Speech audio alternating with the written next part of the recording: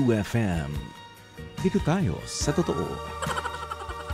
Hi, good afternoon. Welcome to our show. This is H2H, Heart to Heart with yours truly, Kuya Poy! Ang inyong guwapopoy dito sa 105.9. Yan naman. Ay siya. Pag ganun-ganun lang tayo, no? Parang usap, tapos magpapayuhan, tapos makikinig, tapos Friday na? Ano ba yan? Oo, yung iba dyan, ha? Oo, Friday na. Kung makaasta, kala mo Lunes pa rin, ha? Ibig sabihin, hindi. Ang dami pang hindi mga natapos. O, sa mga gagawin, ang dami mga pinaplano na hanggang Friday, plano pa rin. Ano nangyari? Ayan, pero sige lang, i-push mo lang. May oras pa naman, kapatid. Welcome na nga sa ating programang H2H Heart to Heart. Ngayong thank God, it's Friday. Magkakasama na naman nga po tayo. At syempre, eto na nga po tayo. O, dahil Friday na ngayon, 8 na buwan ng Nobyembre. Naku, swerteng swerte. Bilog na bilog, butas na butas. Pasok, swerte, pasok.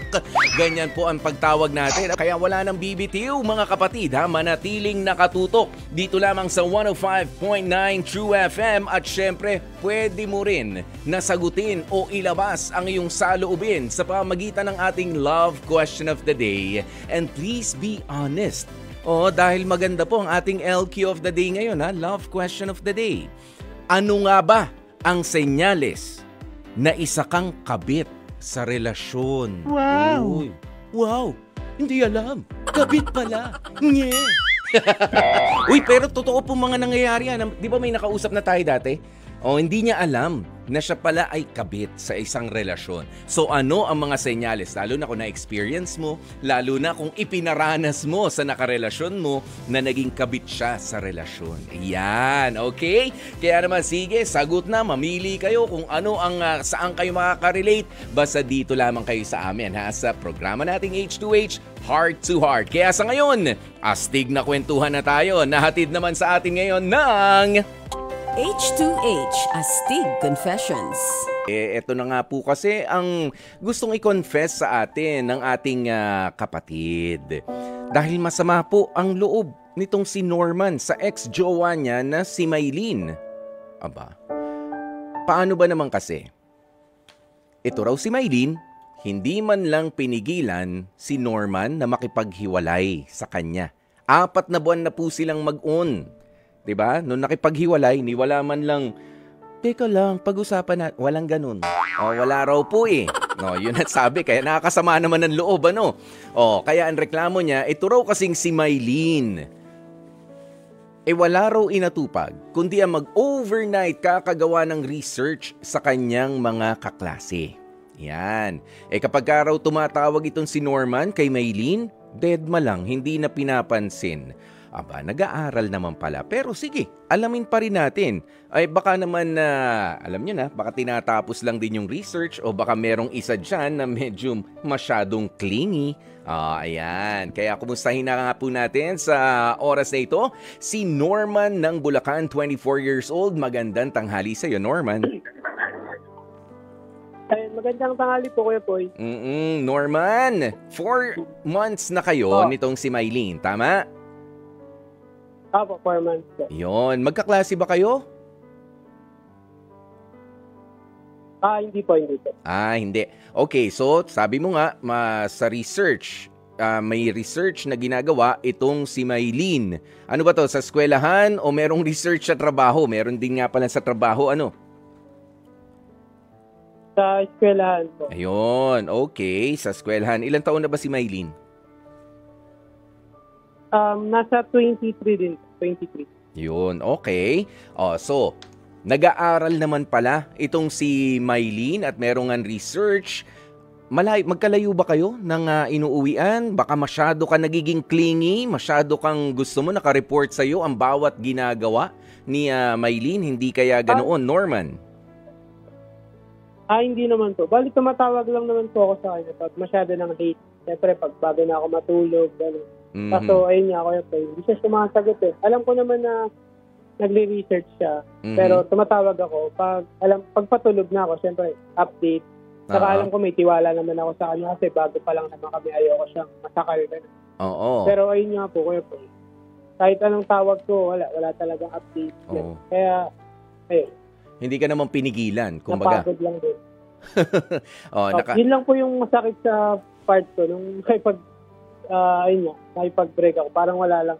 Ayun nga. Parang, pero yung pakikipag-break mo, Norma, naiintindihan ko, no? So, yung pakikipag-break mo, umaasa ka na makukuha mo lang yung atensyon niya para pag-usapan sana. Ano bang problema natin? Pero hindi yun na nakuha mo. Talaga nung nakipag-break ka, okay, sige, break tayo. Di ba? Ganyan yun eh. Lalansiin mo, pero ikaw yung natrap. Nag-backfire, kumbaga, yung pangyayari.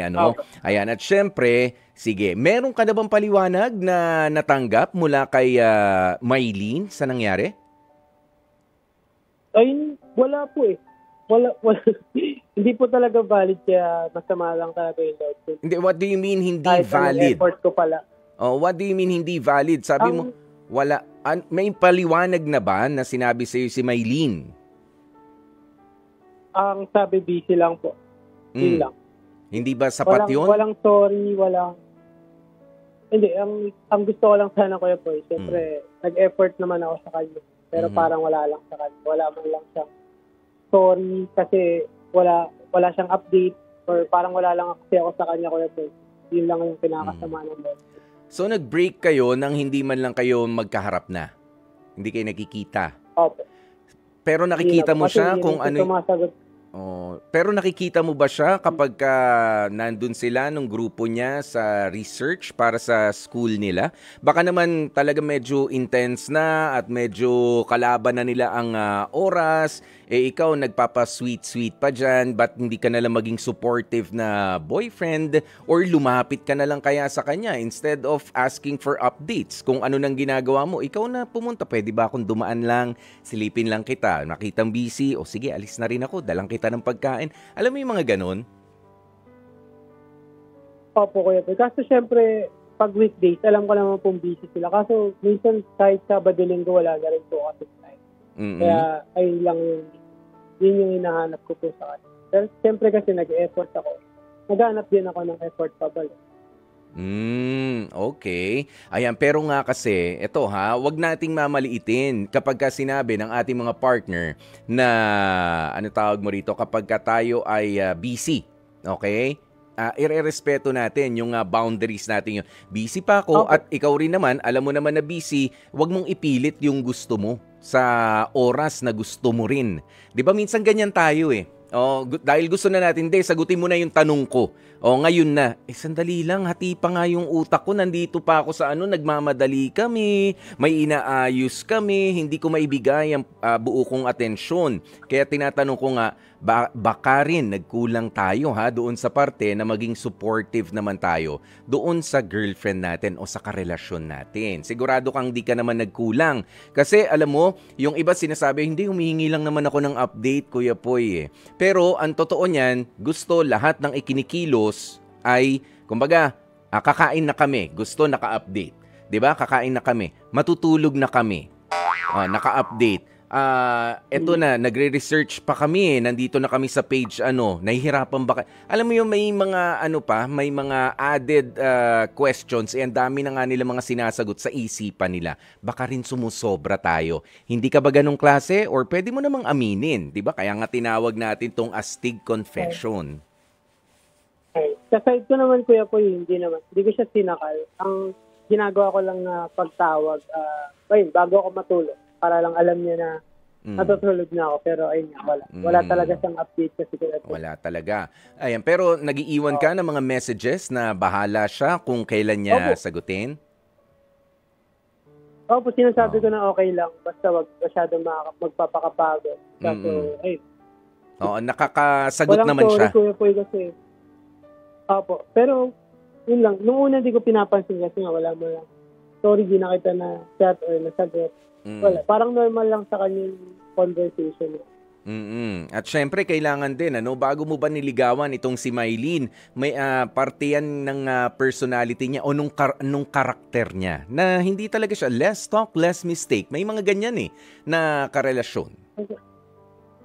Ha? Yung relationship naman namin, nag-start sa mature relationship na parang, ayun, kung kailan lang gusto mag-update, okay naman. Kaso yun nga, pumasok yung time na lagi na siyang Mm-mm. na kayo. Ano no? Okay. Ay, Ayun. nung mga 3 months na Kuya Poy, dun po nagsimula yung, ay, parang halos wala na siyang time sa. Pero naiintindihan ko naman, kaso nga lang Kuya Poy, wala kasing feedback. So, di ko alam kung paano ko iintindihin. Kaya, Oo, ikaw naman kasi, Norman, sa pagtatampo mo, naghamon ka ng, naghamon ka ng break-up. O, edi yan. Edi break. Di ba, wala akong oras na magpaliwanag pa sa ngayon. Di ba, ito munang pag-aaral ko. Sana kasi you took that into consideration, ano? Pero ito, merong magbibigay ng kanyang astig comment o astig advice na mula sa Quezon City, si Lani. Ayan, na 26 years old. Ano kaya masasabi ni Lani dito sa sinasabi mo, Norman, na naging problema ninyo ni Mylene? Lani, magandang tanghali sa'yo. Hello po, maganda ka po. May ihihina pa ba yung boses mo? Hinaan mo nga. Lani, magsalita ka ng normal. Yeah, sorry po. Sinisipon. Sinisipon. O, sige. O, ano bang masasabi mo? Anong astig advice mo para dito kay Norman and kay Mylene? Siguro po ma-advise ko lang is, dapat, nung una pa lang mas pinag-usapan nila. And, ayun nga, since nabanggit na nag-aaral din yung si ate girl, siguro mas dapat intindihin niya kasi parang mag-i-start pa lang din siya na lang career niya. Parang doon niya i-binibuild yung career niya. So, dapat mas naging supportive sana siya. And also, ayun nga po, dapat hindi din siya nagbibitaw ng mga salita katulad nung nakipaghiwalay si kuya sa kanya. Tapos, hindi niya pala milimin. So, ayan tuloy. Baka pwede rin kasing pagod na din si ate girl. Kailangan niyang mag-aral, tapos mag-explain pa siya sa boyfriend niya. So, ayun po. Ayun. Kaya sabi nga, be careful what you wish for. Baka nga talagang nakikipag-break na nga ako para makuha attention. Ayan ngayon. Break talaga nangyari. Iyon ang tunog ng nag-backfire, ano? Maraming salamat sa iyo, ha, Lani, sa iyong astig advice na yan para kay Norman. Norman, narinig mo yon? Norman? Opo, Kuya Poy. Oo. Narinig diba? ko naman. Oo, ganyan lang naman. Hindi natin sinasabi, of course, na maling-mali si Norman doon sa ginawa niya. Pinressure mo kasi. Alam mo naman na may research sila sa school, di ba? Baka may defense pa yan. Thesis ba yung ginagawa nila? Opo. Yun. So, medyo talagang kailangan tutukan yan, ano? But of course, hindi naman po natin inaalis din. Napakaganda rin itong sinabi sa atin ni Gail Enriquez, na wala naman talagang taong sobrang busy o walang sobrang busy sa taong nagmamahal. Yan. Doon ka naman medyo makakabawi, Norman. Ayan. At para nga, di ba, walang napaka-busy, kaya thank you kaya Gail Enriquez dyan sa astig comment na yan, ano? Dahil, alam nyo, kapag pumasok po talaga tayo sa isang relationship, kahit na napaka-busy natin, at binigyan naman natin ng, well, of course, sabi ko nga kanina, wag naman yung ora-orada, kumbaga, huy, nagtatampo ko sa'yo sa kalagitnaan ng meeting, o kaya sa kalagitnaan ng research nung jowa mo, usap tayo. Hindi pwedeng mamaya na kasi ngayon ko na-feel. Medyo teka lang. That's immature yung pag-handle ninyo sa ganun, ano? Yung sisingit ka sa kalagitnaan ng gulo, manggugulo ka palalo. Di ba? Wag ganun ang pagtrato natin. If malalaman mo na talagang mature na ang relationship ninyo kapag ka, teka lang, sige, kung may issue tayong dapat pag-usapan, tapusin ko lang tong ginagawa ko sa trabaho, tapusin ko lang saglit tong ginagawa ko sa school. Okay, sige, pag-usapan natin yan mamaya. Okay? Ayan, matuto rin tayo maghintay. Hindi yung ora-orada, hindi kailangan na talaga to kasi umiiyak na ako, sayang yung luha ko. Yan, yung iba ganyan eh. OA ang tawag natin sa ganyan. Okay, baka kasi nape-pressure na rin natin. Imbes na nagpapasweet tayo, ay nakakainis na yung dating natin sa karelasyon natin. Okay, Norman? O katulad yan, yung nangyari sa'yo. 'Di ba? Salamat, May pahamon-hamon ka. O, pinatulang ka naman ng breakup. 'Di ba? Pero ito naman, ako yung naniniwala, Norman, na baka nga na-pressure lang din itong si Maylene, baka na-overwhelm. Ayan, overwhelmed siya sa information na kailangan niyang i-produce para sa pag-aaral niya, at doon din sa, siguro naramdaman niya yung pressure na, teka lang, napapagod na ako, may report na nga akong ginagawa para sa school, may report pa akong gagawin para sa jowa ko. Ipaliwanag mo sa kanya, hindi naman report ang hinihingi ko sa'yo. Update lang, kumusta ka na? Nakapagpahinga ka ba? Yung mga ganyan lang, short messages. Nilinaw mo sana sa kanya yan, Norman, na enough na yun para sa'yo, para maramdaman mo na nandyan lang rin siya. At maramdaman din ng isang concerned na tao na siya ay pinakikinggan din ng taong pinatutungkulan niya ng kanyang concern, ng kanyang pag-aalala. 'Di ba? O sige, bibigyan ka namin ng pagkakataon na makapagmensahe kay Maylene, Norman. At sige, malay naman natin, napagod lang talaga. Ay, nakikinig siguro si Maylene ngayon. Eto na, manawagan ka para sa kanya. Go ahead, Norman. Hi, thank you kayo, sir. Hi, Maylene. Kung sakaling marinig mo to, ayun lang. Gusto ko lang naman marinig yung side mo, explanation, kung bakit naging busy ka. Ako ba yung dahilan or may ibang dahilan? Yun lang naman yung gusto ko. Konting closure lang para mamalang kasi talaga yung dog ko. Pero thank you kahit saglit na panahon. Masaya tayo. Pero ayun lang kayo po. Gusto ko lang ng closure. Ay, closure na? Ayaw mo na rin bumalik? Ha? Parang ganun ako. Ayaw mo na rin. So, pwede nga. O na nagpaalam at malay mo naman kasi baka pagkatapos ng research, kayong dalawa na, research nyo na para naman sa love life ninyo. Hindi kaya ganon? Hindi mo na mahihintay talaga yon, Norman? Ay, depende po sa magiging explanation. Kasi wala talaga. Hindi ko alam kung ano yung reason. Okay. Sige. Maintindihan naman akong tao, Kuya. Okay. Sige, mas maganda siguro nga kapag medyo mas na-clear na yung air at yung mga ginagawa nitong si Maylene, na makapag-usap kayo. Okay. Maraming salamat sa iyo, Norman, and good luck. Kung talagang breakup na rin ang pupuntahan niyan, wala naman tayong magagawa na, 'di ba? At least natanggap natin na maayos, na ilabas natin yung gusto rin nating sabihin. Pero sana everybody deserves an explanation, lalo na sa pagtatapos nga ng mga relasyon. Thank you once again, Norman and Maylene. So sa ngayon, basahin ko lang ang ilan sa mga reaksyon pa. Makinig ka pa rin, Norman. Sabi ni Kaizel Pactor, hashtag ang astig advice ko sa iyo, Norman, ay mag-move on ka na. Total, ikaw ang unang nag-offer ng breakup. Kung gusto pa talaga nung babae na habulin ka, sana noon pa nung sinabi mong break na kayo. Baka napuno na rin si girl sa pagiging clingy mo since super busy na nga siya, tapos dadagdag ka pa sa mga isipin niya. Siguro iniisip din ni girl na mas mabuti pang i-let go ka dahil mas priority niya ang pag-aaral. Kung kayo naman talaga sa huli, walang makakapagsabi kundi ang tadhana na lamang. Okay? Ayan, sabi naman ni Rodney Ababaw, hashtag astig advice ko kay Norman, focus na lang muna sa career. Siguro kung ayaw na ni Maylene, tuloy lang ang buhay. Magpaka-busy na lang talaga rin siya, no? Ayan, si Elmer Buwan, hashtag astig advice ko po. Ayun pala yun, ano ba? Mag-focus na lang muna siya sa pag-aaral. Yun. Wag sayangin ang oras niya kung hindi naman pinahalagahan ng partner niya. Yun. Maraming salamat po. Ang dami pang mga mga astig advice. Pero sa oras pong ito, meron tayong mga bibiyayaan. Ay, 250 pesos cash ang bibigyan natin. Unang-una na dyan ang nakausap natin kanina na si Lani ng Quezon City. Ayan, at syempre, si Asumi SD.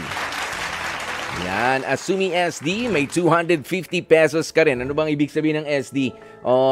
Santo Domingo, ganyan. Asumi SD, congratulations to you and kay Lani. Yan. Dalo, natanggal yung buton ko rito. Anong mga senyales na isa ka palang kabit sa relasyon? Aba, isang kabit. Okay. Ito na, mga sagot ninyo, no? Sabi ni Chacha de la Cruz, nako, kapag ka hindi ka ipiniflex, kapag ka itinatago ka, ganoon. Pakilala mo naman ako sa mga friends mo. Ay, busy yung mga yun eh. Kailan mo ako papakilala sa family mo? Naku, nasa probinsya sila. Ganyan. Kailan tayo pupunta sa bahay ninyo? Wala akong bahay. Iyon lang. Ayan si Mariner Kuwa, sabi niya, malalaman mo na isa kang kabit sa relasyon kapag ka hindi ka maipakilala sa mga kamag-anak, sa mga kaibigan nga at itinatago ka. Ayan, sabi naman ni Lynn Amerol, nako, mahalata mo kapag katawan lang ang habol sa'yo. Si Romel Dionisio 2, sabi niya, kapag ang usapan nyo ay tungkol sa kabit tapos against ka sa ganung setup, nako, kung makareact yan, wagas. Hindi naman siya yung tinutukoy mo. Uy, wag na nga yan. Change topic na lang tayo. Wag natin pag-usapan yung kabit. Kasi ganyan ka sa akin. Ayun na. Ayan, si Monica Palmones, sabi niya, kapag ka palaging mainit ang ulo niya sa'yo, ganoon, option ka lang. Kumbaga, hindi naman ikaw ang urig. Ganun ba? Sungit nyo naman. Ayan, pero sige. Nako, maraming salamat po sa inyong mga kasagutan. Pero talaga naman mag-iingat nga sa pakikipagrelasyon natin. Dahil yung iba ay, kumbaga, ay nahuhuli na hindi naman pala talaga sila ang orihinal na karelasyon. 'Di ba? Yun po ang mas mahirap eh. Yung kapag nakapikit ka, akala mo nakadilat ka at bukas ang tenga sa pagpasok sa isang relasyon, pero ikaw pala ay kabit na. 'Di ba? Kaya dapat marunong tayong mag-identify ng mga red flags na tinatawag sa pakikipagrelasyon. Unang-una, basic nga yan. Syempre, yung ating mga social media accounts. Ayan, pwede ko bang makita ang iyong social media accounts? Pwede ba maging friends tayo? Ganyan. Pagka hindi pwede, hindi, wala akong social media eh. Naku, medyo isa na yan, ha? Meron naman kasi talaga mga tao na walang social media account. Samantala, pagka hindi pa rin doon, hindi nga kayo makapunta sa bahay nila, hindi maipakilala sa iyo ni isa sa mga kaibigan niya, o kung meron man, talagang mahahalata mo rin na very limited ang inyong discussion, o kaya sa mga kamag-anak, lalo-lalo na hindi ka makaipakilala. Kaya mag-iingat na lamang tayo, mga kapatid. Ano? Ayan, kaya maraming salamat po sa inyong mga kasagutan. Nakasama nyo nga po ang inyong lingkod. Ako po si Kuya Poy, ang inyong gwapo Poy para sa ating programang Heart to Heart.